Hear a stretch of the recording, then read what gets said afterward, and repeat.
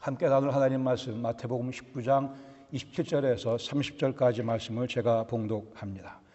이에 베드로가 대답하여 이르되 보소서 우리가 모든 것을 버리고 주를 따라 싸운데 그런즉 우리가 무엇을 얻으리이까? 예수께서 이르시되 내가 진실로 너희에게 이르노니 세상이 새롭게 되어 인자가 자기 영광의 보좌에 앉을 때에 나를 따르는 너희도 12 보좌에 앉아 이스라엘 12 지파를 심판하리라. 또 내 이름을 위하여 집이나 형제나 자매나 부모나 자식이나 전토를 벌인 자마다 여러 배를 받고 또 영생을 상속하리라. 그러나 먼저 된 자로서 나중되고 나중된 자로서 먼저 될 자가 많으니라. 아멘. 자리에 앉으시겠습니다. 두 척의 배가 멤피스에서 미시시피 강을 따라 뉴올리언즈로 항해를 시작했습니다. 동시에 배가 가다 보니 어느샌가 두 배가 서로 속도 경쟁을 하게 됐습니다. 한 배가 앞서 나가고 한 배가 뒤처지게 됐어요. 그냥 평소대로 가면 충분히 뉴올리언즈까지 갈 수 있는 양의 연료가 적재되어 있었지만 속도를 내면 연료의 소비가 많아지니까 연료가 모자랄 수밖에 없는 상황이었습니다.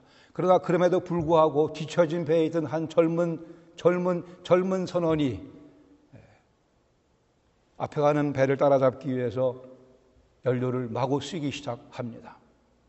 그렇게 해갖고는 목적지까지 갈 수가 없죠. 그래도 지기는 싫어서 연료를 마구 퍼붓기 시작합니다. 연료가 다 떨어지게 되고 말았어요.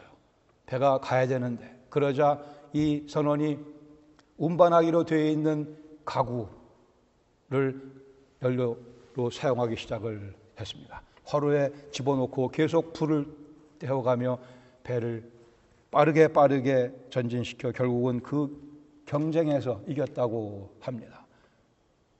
그러나 문제는 돈 받고 옮겨주기로 한 그 가구를 다 태워버렸으니 얼마나 큰 낭패가 되지 않았겠습니까? 재미있는 얘기였습니다. 재미가 없는 것 같은데. 그렇죠? 재미있죠. 너무 어이가 없어 그러시는 것 같아요. 어찌 그럴 수가 있는가? 어찌 그 비싼 가구를 그 경쟁에서 이기고자 땔감으로 허비해버리고 마는가?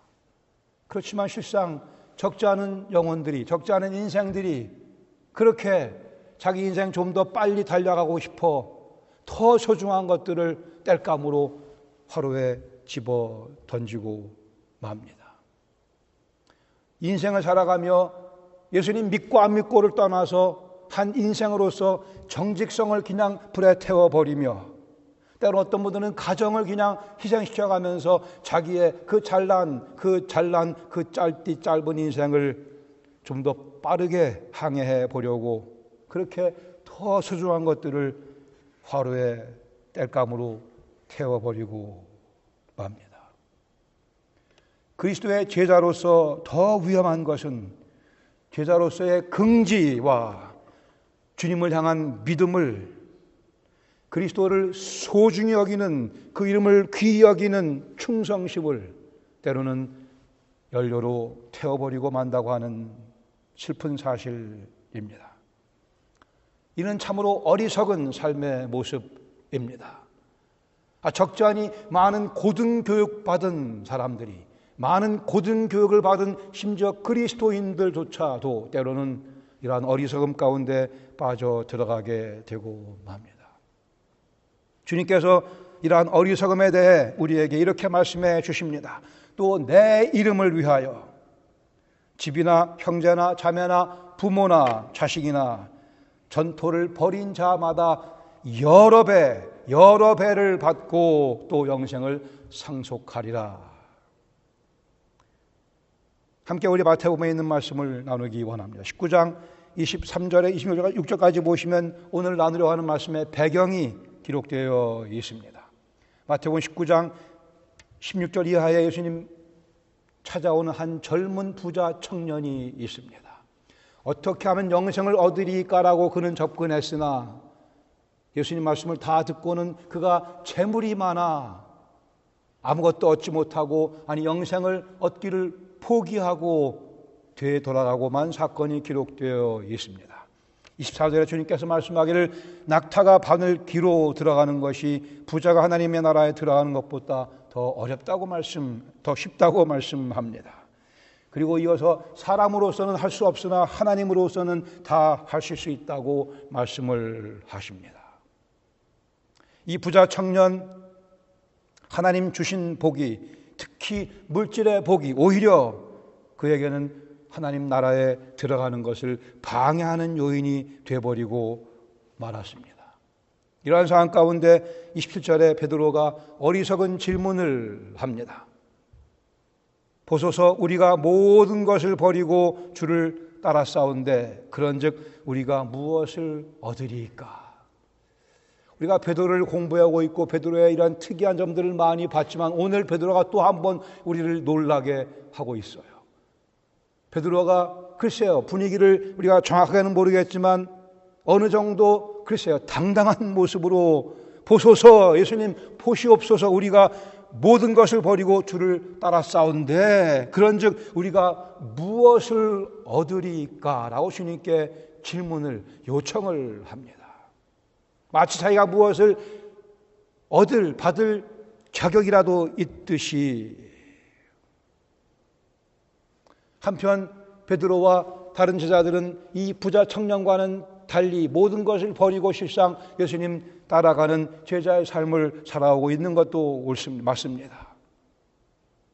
그러나 그들의 마음속에는 아직도 예수님 제자라고 하지만 세상에 붙은 욕심을 떨쳐버리지 못하고 있는 상황이었습니다.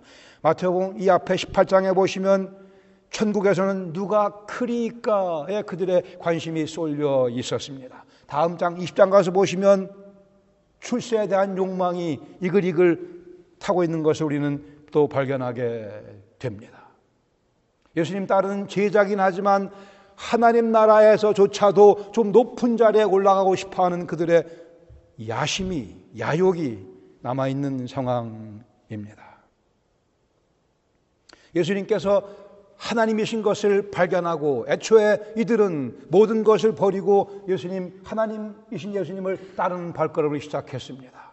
예수님의 그 뛰어나신 거룩하신 모습, 그분의 사랑, 그분의 능력에 매료되어 나도 저분 따라가면 내 인생 참으로 가치 있는 인생이 될 거라고 생각해서 제자의 발걸음을 시작했지만 그러나 along the way 가는 도중에 다시 이들은 인간적인 야심에 붙잡히는 모습을 발견하게 됩니다. 그런즉 우리가 무엇을 얻으리까? 우리가 모든 것 다 버리고 예수님 따랐는데 주님 뭘 우리에게 주시려고 하십니까? 베드로의 이 질문을 최대한 긍정적으로 해석한다고 한다면 혼동에 빠져 있는 베드로의 질문이라 얘기할 수 있을 것입니다. 부자 청년, 부자가 하늘나라 들어가는 것, 낙타가 바늘기보다 더 어렵다. 그 말씀을 듣고 도대체 어떻게 되는 거지? 혼동 가운데, 아니면 이기적인 동기에서 나온 질문이라는 가능성도 우리가 배제할 수는 없습니다. 어찌 보든 잘못된 질문, 베드로의 우문, 어리석은 질문입니다. 그러나 우리 주님께서는 그를 나무라지 아니하시고 친절하게 또 은혜로운 지혜로운 답변을 그에게 해 주십니다. 28절에 보시면 첫 번째는 제자들의 미래를 위한 당신의 계획을 알려주십니다. 말씀하시기를 내가 진실로 너희에게 이르노니, 이제 하실 말씀의 심각성을 강조하시며 진실로 너희에게 이르노니, 세상이 새롭게 되어 인자가 자기 영광의 보좌에 앉을 때에, 즉 예수님께서, 여호와이신 예수님께서 십자가에서 죽으시고 부활하시고 승천하시고 영광의 보좌에 이제 곧 앉게 되실 텐데, 그때가 되면 나를 따르는 너희도 12 보좌에 앉아 이스라엘 12 지파를 심판하게 될 것이라고 말씀하시며 그들의 위치가 높아질 것을 주님께서 개런티 보장해 주십니다. 계시록 22장 5절에 보시면 천국의 장면을 그려주고 있습니다. 다시 밤이 없겠고 등불과 햇빛이 쓸데없으니 이는 주 하나님이 그들에게 빛이심이라. 그리고 그들이 믿는 자들이 세세토록 왕노릇할 것이라고 말씀하십니다. 예수님 따르는 우리가 예수님 영광의 보좌에 앉으시게 될 때에 우리도 보좌에 앉아 다스리는 그 일을 함께 하게 될 것이라고 말씀합니다. 상세한 내용을 우리가 다 알 수는 없겠으나 그러나 성경은 분명히 말씀하기를 한 예를 들어 우리가 천사도 판단하게 될 것이라 심판하게 될 것이라고 말씀을 합니다. 29절에서는 제자들을 위한 오늘의 보상과 영생의 약속에 대해서 말씀을 합니다. 말씀하기를 또 내 이름을 위하여 집이나 형제나 자매나 부모나 자식이나 전토를 벌인 자마다 즉 가족과 소유를 벌인 자마다 즉 그리스도의 복음을 또 그리스도를 가장 소중히 여기는 삶을 살아가는 사람들마다라고 말씀합니다. 이 말씀은 가족을 미워하라, 가족을 소홀히 여겨라 그런 말씀은 결코 아닙니다. 성경은 말씀하기를 누구든 자기 친척, 특별히 자기 가족을 돌보지 아니하는 자는 믿음을 배반한 자라고 말씀합니다. 그리고 불신자보다 더 악하다고 말씀을 하기에 우리는 마땅히 가족을 사랑해야 되고 가족을 섬겨야 됩니다. 여기 말씀하는 말씀의 의미는 삶의 우선순위에 대해서 말씀하시는 거죠. 먼저는 주님을 위해 그리고는 그 다음에 가족도 돌보며 우리에게 주신 모든 소유, 전토도 주님의 이름을 위하여 사용할 수 있는 지혜에 대해서 말씀을 합니다. 그렇게 살아가는 자들에게는 주님 말씀하기를 여러 배를 받고 여러 배를 다가 보상해 주시겠다고 말씀합니다. 베드로가 우리가 무엇을 얻으리까 주님 말씀하기를 내가 여러 배로 갚아주겠다고 말씀을 하십니다. 그리고 또 영생을 상속하리라고 약속을 해 주시죠. 그러나 30절에 기대의 전복에 대해 경고하십니다. 즉 먼저 된 자 가운데 나중 될 자가 있고 나중 된 자 가운데 먼저 될 자가 있다고 많이 있다고 말씀합니다. 쉽게 말한다면 예수님 잘 믿는 것 같이 보이지만 그러나 실상 나중에 가서 봤더니만 그게 아닌 사람들이 있을 것이라고 경고하시는 거예요. 또는 시작이 미약해 보이지만 그러나 나중에 가봤더니 정말 주님을 충성스럽게 섬기는 제자의 모습으로 우뚝 서게 되는 경우도 있을 것이라고 주께서 말씀하십니다. 본문은 베드로의 어리석은 질문에 대한 예수님의 뛰어난 지혜로운 대답을 포함하고 있습니다. 그러기에 베드로의 우문 그러나 예수님의 현답, 우문 현답의 하나의 케이스죠. 거기 현답은 제가 좀 무식해서 한자를 모르겠지만 현답이 뭐 영리한 뛰어난 그런 것 같은데 제 생각에는 어질 현자가 아닌가 생각합니다. 제가 어질 현자를 쓰기 때문에 그렇게 생각하고 있는 거예요. 주님의 뛰어난 거기에는 친절함이 있고 자상함이 있고 베드로의 그 우문을 꾸짖지 아니하고 그에게 차근차근 가르쳐 주시며 그의 생각을 깨우쳐 주시는 주님의 모습이 담겨져 있습니다. 우리 본문 가운데 3개 정도의 교훈을 함께 나누기를 원합니다. 실상 우리 속에도 이러한 우문이 자리 잡고 있음을 가끔 발견하게 되죠. 어떤 분들은 종종 발견하게 되기도 하고 내가 모든 것을 버리고 예수님 따랐는데 주님 저에게 뭘 주시겠습니까? 뭘 주시겠습니까? 첫 번째 받아야 될 교훈은요. 예수님께서 영광의 보좌에 이미 앉으셨습니다. 우리 주님 우리의 죄를 대신 짊어지시고 십자가에 죽으셨고 그러나 죽음을 정복하시고 부활하신 후에 40일 동안 당신의 부활하신 모습을 많은 사람들에게 보여주시고 그들이 보는 가운데 영광 중에 들려 하늘로 올라가셔서 하나님 우편 하나님과 동등한 권위의 자리에 이미 앉으셨습니다. 세상이 새롭게 되어 인자가 자기 영광의 보좌에 앉을 때 원래 내 자리 그 영광의 자리에 다시 앉게 될 때에 사도행전 7장 가서 보시면 스데반이 성령 충만하여 하늘을 우러러보며 주목하여 하나님의 영광과 및 예수께서 하나님 우편에 서신 것을 보시고라고 우리에게 보여주고 있습니다. 예수님 올라가셔서 영광 가운데 앉아 계시고 가끔 일어나기도 하시고, 여기 나타나고 있는 새롭게라고 되어 있는 새롭게 되어라는 표현, 신약성경에 딱 두 군데 나옵니다. 이 오늘 본문과 디도서 3장 5절에 나옵니다. 그러기에 아마도 이 두 표현, 이 두 단어 가운데는 긴밀한 개념적 연관성이 있다고 봐집니다. 디도서 3장 5절에 말씀하기를 우리를 구원하시되 우리의 행한 바 의로운 행위로 말미암지 아니하고 오직 그의 긍휼하심을 따라 중생의 씻음과 성령의 새롭게 하심으로 하셨나니, 우리를 구원하시는 과정을 설명하기를 성령의 새롭게 하심, 예수님께서 모든 것을 새롭게 하시고 즉 당신의 구속사역을 완성하시고 영광의 보좌에 앉으신 그 사건, 그리고 여기 성령의 새롭게 하심으로 우리를 구원하신 사건이 밀접한 관계를 맺고 있습니다. 예수님은 영광의 보좌에 앉으셨고 우리는 성령의 새롭게 하심을 힘입어 그 영광을 보며 살아갈 수 있는, 그 영광에 감히 우리가 동참했다 할 수 있는 그런 그리스도인으로서의 삶을 우리가 시작하게 되었습니다.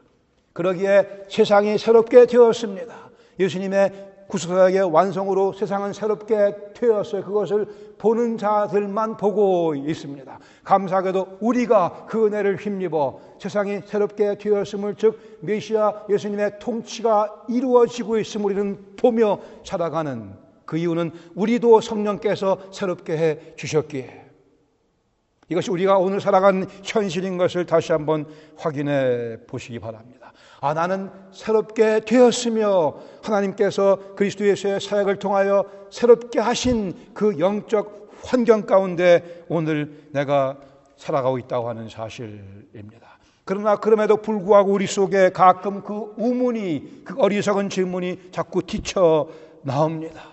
나 예수님 믿고 살아가는데, 예수님 위해 나름대로 헌신도 하고 충성도 보여드리고 나름대로 또 때로는 내 생각에 희생도 하며 살아가는데, 주님 우리에게, 저에게 무엇을 주시려 하십니까? 어리석은, 때로는 혼동에 찬, 때로는 이기적인 질문이 우리 속에 도사되고 있으면 그 질문을 주님께 여쭈시기 바랍니다. 혼자 해결하려 하지 마시고 주님께 토해내세요. 주님 뭘 주시려 하십니까? 주님께서 친절하게 답해 주실 것입니다. 주님 친절하게, 우왕좌왕하는 혼돈 가운데 빠져있는, 때로는 낙심하고 있는, 때로는 서운한 마음에 주님께 이러한 질문 드린다 하더라도 주님께서는 우리를 마다하지 아니하시고 답변해 주십니다. 친절하게 우리가 미처 보지 못하고 있는 것을 볼 수 있게 해 주십니다. Ask Him, 주님께 여쭈셔야 돼요. 보지 못하는 것을 볼 수 있게 해 주십니다. 깨닫지 못하고 있는 것들을 깨닫게 해 주기도 하십니다. 질문하면 베드로같이 숨기지 아니하고 우문이라 할지라도 여쭈면 우리가 놓치고 살아가는 것들을 즐기며 누리며 살아갈 수 있게 해 주십니다. 엉뚱한데 내 인생 투자하고 있는 것, 가치 있는 것에 내 인생 투자할 수 있도록 주님께서 우리에게 지혜를 공급해 주십니다. 여쭈셔야 됩니다. 주님께는 우문이 없습니다. 우리 주님의 답이 뛰어난 현답이기에, 영광 가운데 계신 그분이 우리도 새롭게 해주셨기에 우리는 새로워진 환경 가운데 살고 있기에, 우리의 과거의 그 부족한 모습 주님께 여쭈면 주님께서 이 새로운 환경 가운데 그것들을 새롭게 바꿔주시며 우리의 삶을 주님 곁으로 한 번 더 당겨주시는 경험을 할 수 있게 될 것입니다.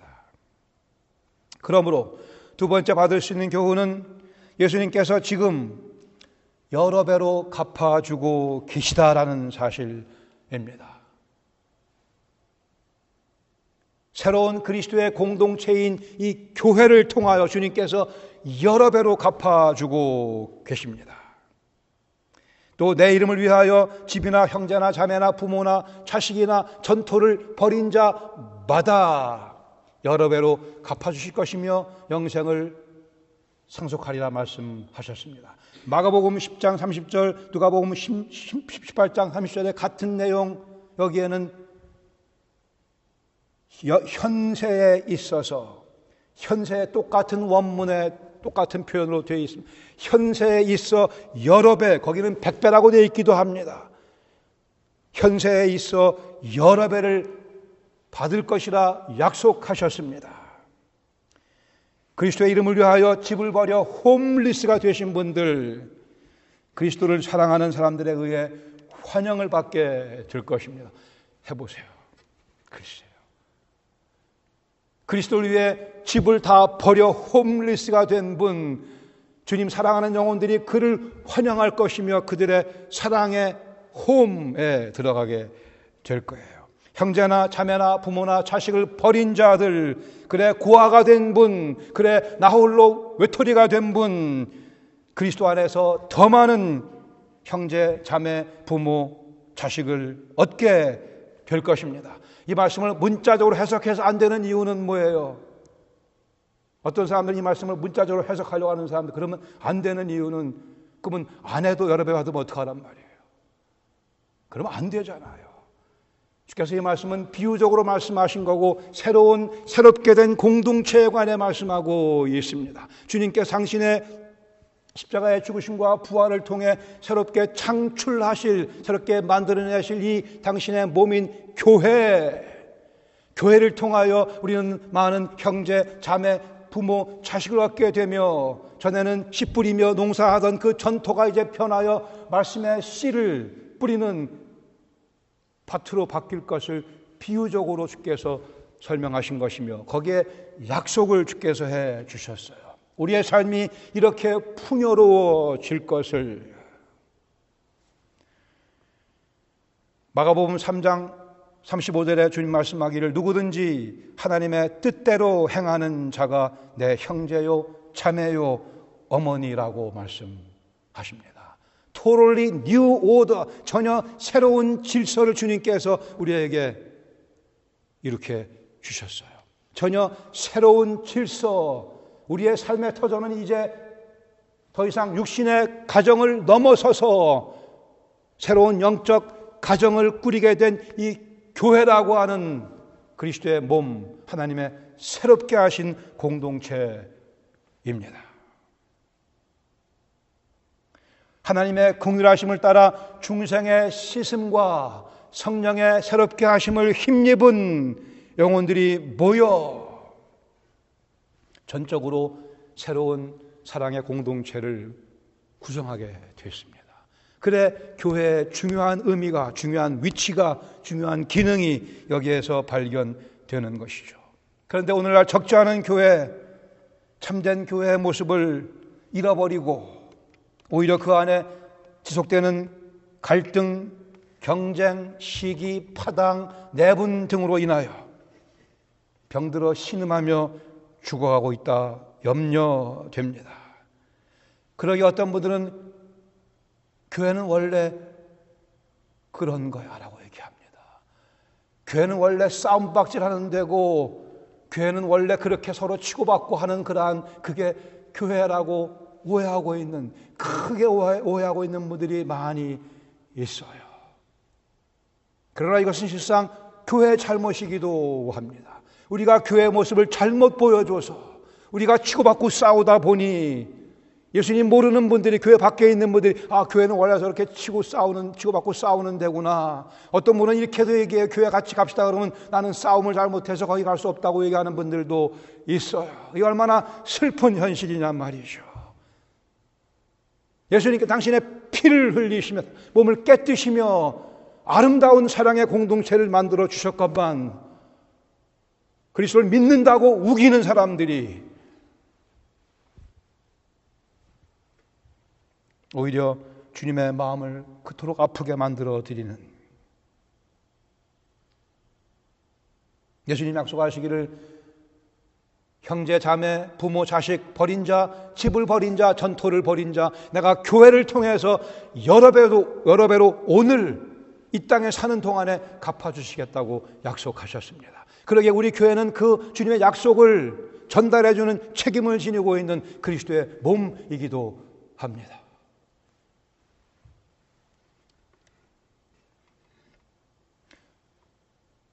잘 믿어지지 않는다 얘기할 수 있겠죠. 내가 보기에는 안 그런 것 같은데, 아니요, 성경에서 말씀하는 교회는 그렇습니다.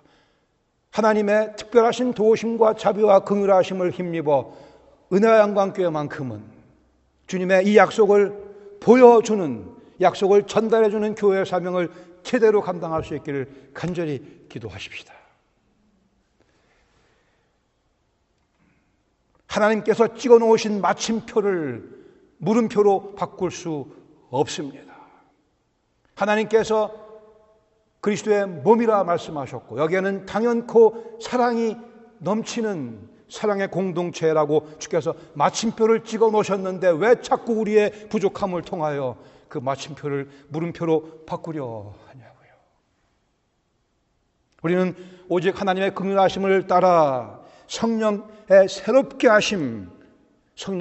새롭게 하심을 개인적으로 경험한 우리요, 그 영혼들이 모여 성령께서 늘 더 새롭게 하시는 그 역사에 순종해 나가는 사랑의 공동체입니다. 영혼의 안식과 평강과 기쁨을 함께 나누며 웃음꽃을 마구 피어가는 집, 이게 교회입니다.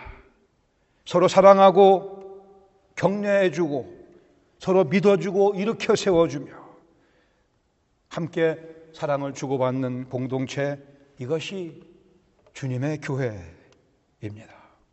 우리는 교회에 와서 형제 자매를 만나게 되며 부모 자식을 만나게 됩니다. 앞으로는 저를 그냥 오빠 이렇게 부르세요. 젊으신 자매님들.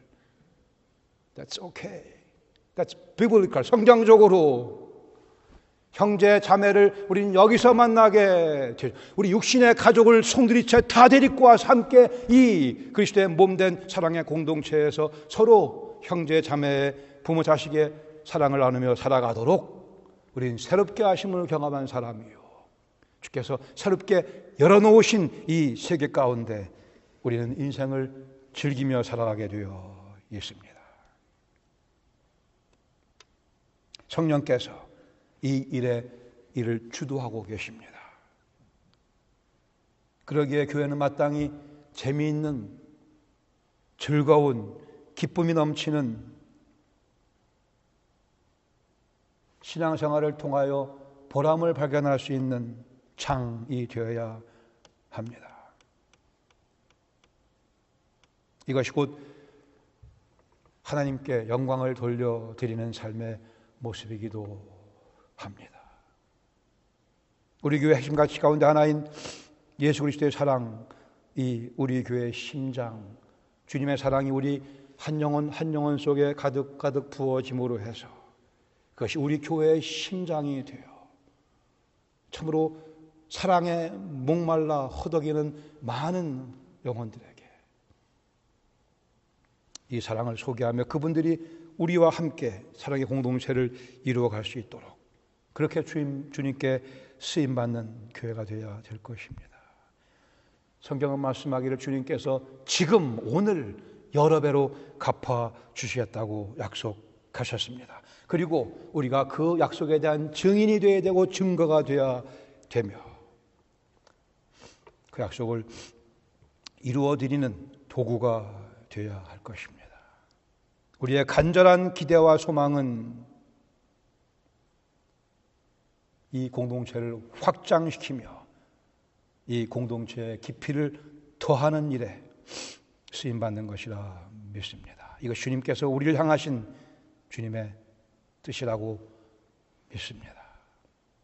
예수님께서 지금 여러 배로 갚아주고 계십니다. 개인적으로 확인하시기를 바랍니다. 나는 예수님 믿고 집이나 형제나 자매나 부모나 자식이나 전토를 버림으로 해서 주님께서 오늘 이 교회를 통해 나에게 여러 배로 갚아주시는 그 경험을 하고 있는가? 우리가 주님께 드린다고 하는 것 실상은 다 불완전한 것들 뿐입니다.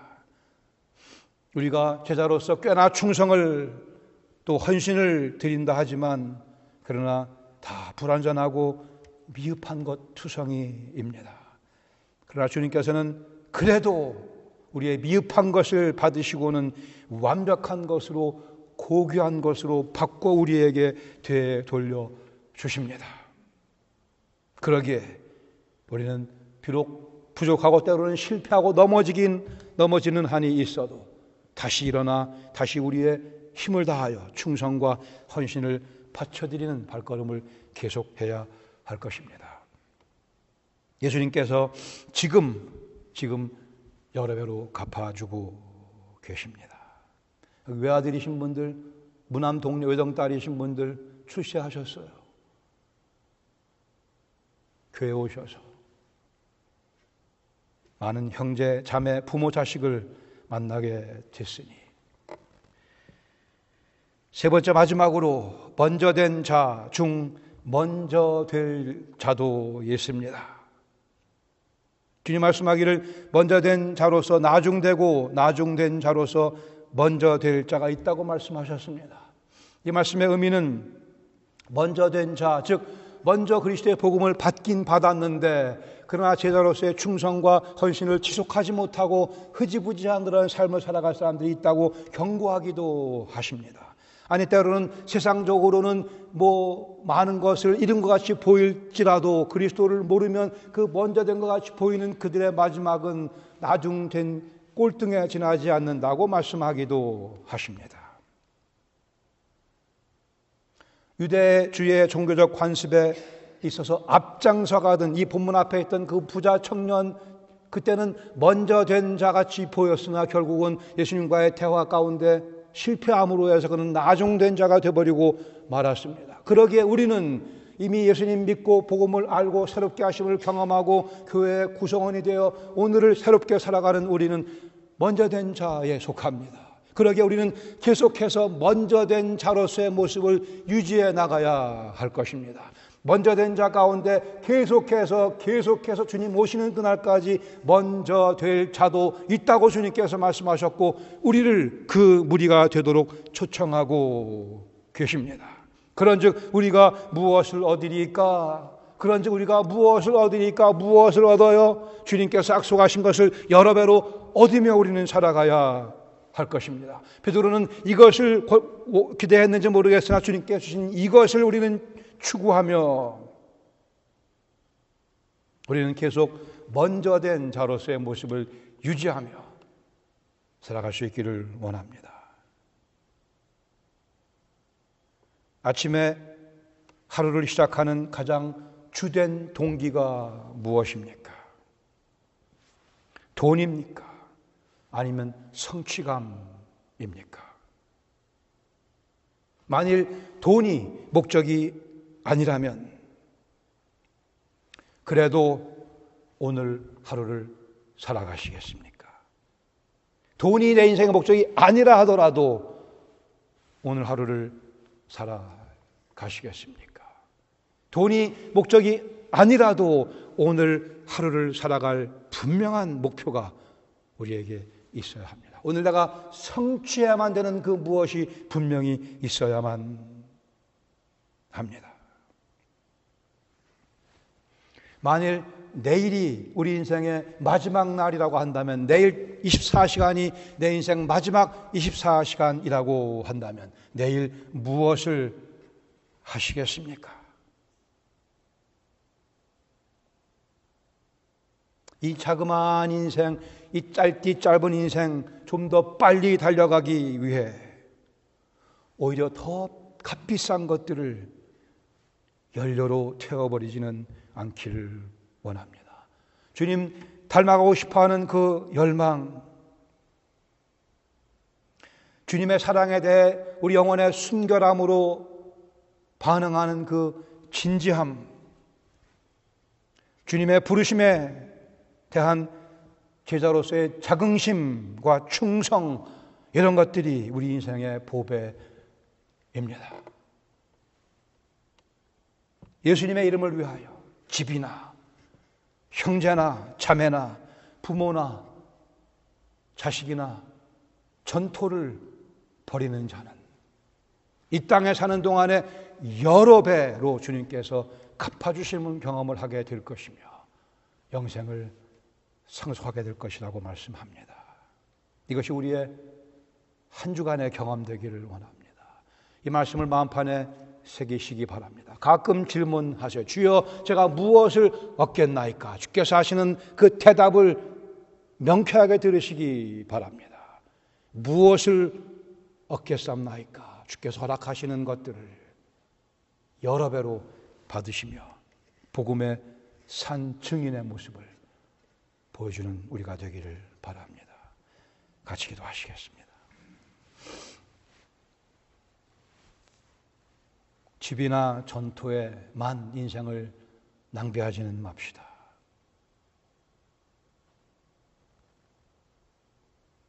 새롭게 하심을 경험한 우리이기에 새로운 그 세계에 들어가 주님의 몸인 교회, 믿음의 공동체, 그리스도의 피를 함께 나누는 우리 이 교회 한 지체 한 지체로서 여기서 주님의 약속의 실현을, 주님의 약속이 성취되는 것을 경험할 수 있기를 원합니다. 그리고 이 경험을 나누어주는 우리 교회가 되기를 또 원합니다.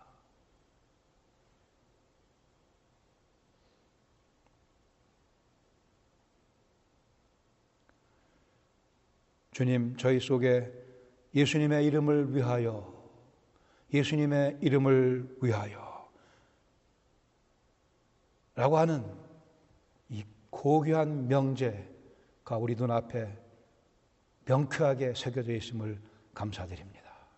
그래, 주신 말씀 저희들이 마음판에 새기며 때로 필요하면 주님께 질문하는 어리석은 질문이겠으나 때로는 심지어 이기적인 질문일 수도 있겠으나 그러나 주님께 털어놓고 질문함으로 해서 주님의 자상한 친절하신 답을 저희들이 들을 수 있도록 성령께서 인도하여 주시옵소서. 그래, 주님의 그 답을 저희들이 들으면서 힘을 얻게 하시고 오늘 이 땅에 살아가며 주님의 그 약속을 이 현세에 있어 하나씩 하나씩 경험하며 주님의 이 위대하심을 선포하는 일에 저희들의 삶을 투자할 수 있도록 은혜 허락하여 주시옵소서. 감사드리며 예수님의 이름으로 기도합니다. 아멘.